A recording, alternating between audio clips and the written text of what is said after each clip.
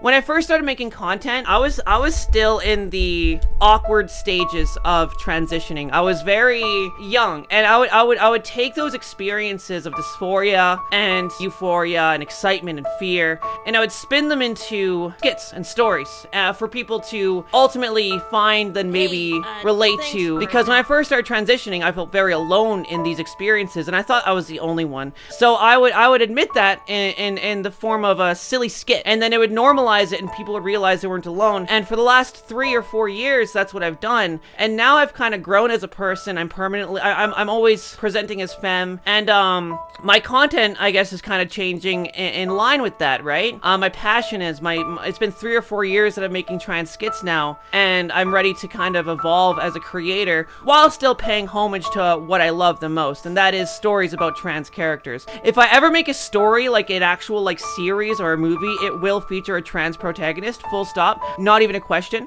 Like, that's just something that will happen because that's my passion. Originally found you on YouTube and loved your content a bunch. I'm glad. They were all very fun to watch and always had a nice chuckle. Good.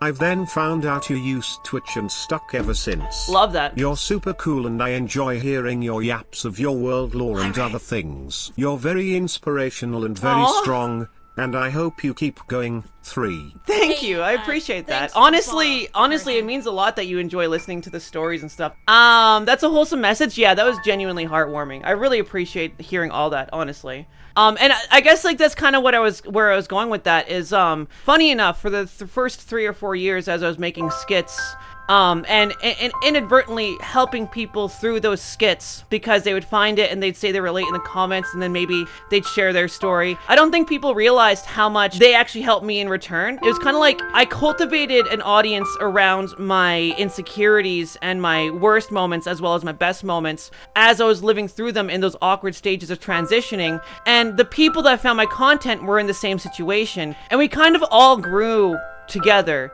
And I feel like if you found my content years ago, that you might understand exactly what I'm saying, in that we were there then and we've kind of grown as people now, right? We've been here forever.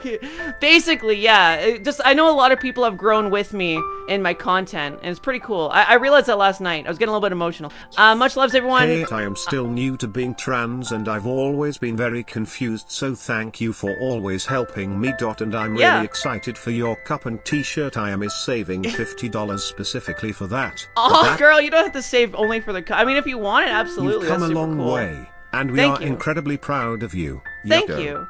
And yeah, honestly, I'm glad that could help you out, but in the end, all I do is make silly, goofy videos, right? Like, it's not like it's a pursuit of nobility. I make, chat, I'll be honest, I make really absurdly high-budget shit posts. That's all they are in the end. And if they help you in some way, that's really fucking cool. You're being cis.